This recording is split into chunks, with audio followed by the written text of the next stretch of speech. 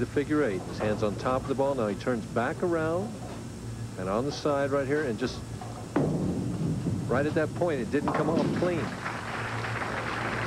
Spare nevertheless on lane 32. It's a 29-pin lead for Bobby Meadows, but I sense you're right, Michael. If Spezio can catch a double somewhere along the way, he'll be right in the thick of this match. And Bobby cleaning out the thumb hole with his towel again, trying to get it to feel right. He's really fighting his release. Should mention that he doesn't bevel his thumb at all. A little better release that time. A little better speed. You could see that he felt like that one might come off a little bit, so he strikes on lane 31. But that is unusual for a player not to bevel or at least sand or reshape a thumb hole. Right. As we see the reaction here, the ball comes in on about the 18th board, and the 2-pin goes to the sideboard and trips out both the 4 and the 7. The player always likes to see that reaction.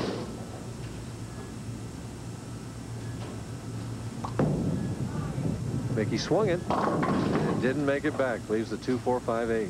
Last time on that lane, he gave the ball a little bit of extra room, and it came back and he struck. This time he leaves the bucket. Might have been just a slight increase in speed, or just not quite as clean a release. Tough spare here, Dan. Plus he loses count. When talking to Hall of Famer Dave Sutar earlier today, he said shooting the bucket this week was very tricky indeed. Spezio covers it up nicely, and so he spares and trails by 33 as his lovely wife Joan looks on. She's a bit concerned. She can keep score. She knows Mickey's 33 pins down right at this point. There's still 4 frames to go. Shaking her head a little bit, saying, all right, Mr. Spezio, it's time to crank up the engines. Right.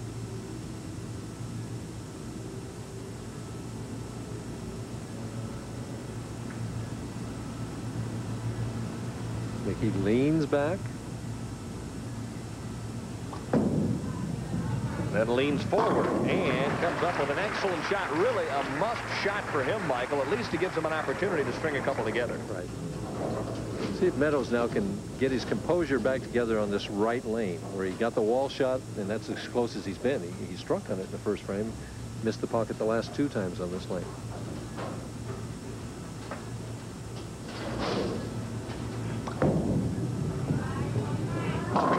Well, he liked it when it left, and that was almost a carbon copy of the way he started the championship round.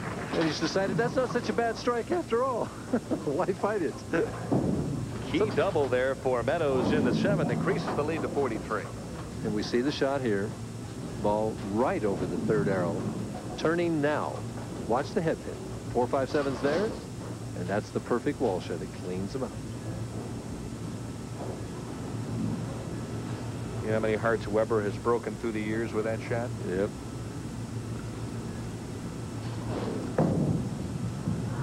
Down on one knee. Oh, best shot perhaps of the opening game, and Meadows comes up with a solid 10. And the last 3 shots, he solved that hand release problem, and the thumb hole is now feeling comfortable, and he's getting out of the ball clean. He's getting a much better reaction. When you don't make that consistent hand release, boy, you just don't know what kind of reaction you're going to get on the lane. First shot at a 10-pin here for Bobby Meadows in the championship round.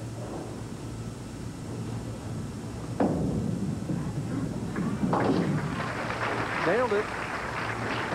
Spezio in a must-strike situation. Down 42 pins. He's got to bite into that lead, and he's got to do it right now. Could still shoot 223 if he took this one off the sheet.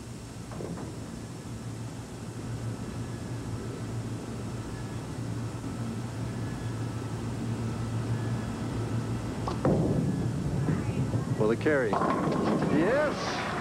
I think he's really thrown the ball pretty well here in game number 1. Just a little misfortune. Well, that 4-9, and he left almost left another 4-9 when he tripped the 4 out and left the 9. We see the reaction from down below here.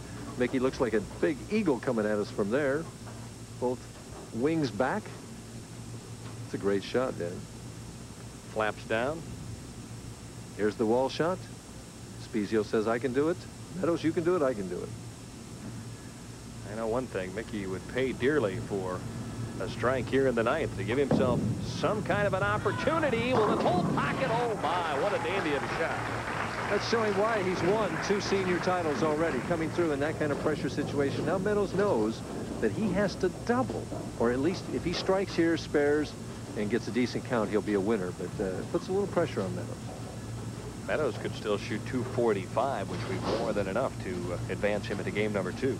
This is the big shot here.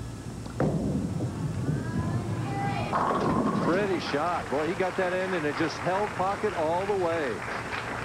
Well, you mentioned Bobby really is a field player, and he's been trying to figure out lane 32, and without question, that was his best shot. Right now, he's in the situation, if he gets a spare and 9, he's going to move on to face Handegard. 18 years between appearances in front of a national television audience. It doesn't appear that any rust on Meadows' game. He's always been an outstanding player. Oh, he set that one short and got himself a break in leaving just the 3-6 in the 10. And the thumb went down, the hand went, the fingers went over, and that's just a simple matter of not trusting it. You know, it's the old adage, well, give it room, but not too much.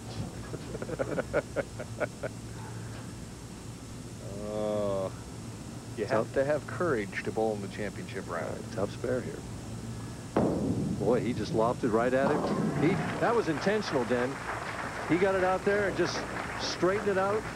That hand went right behind the ball. Now he needs 9.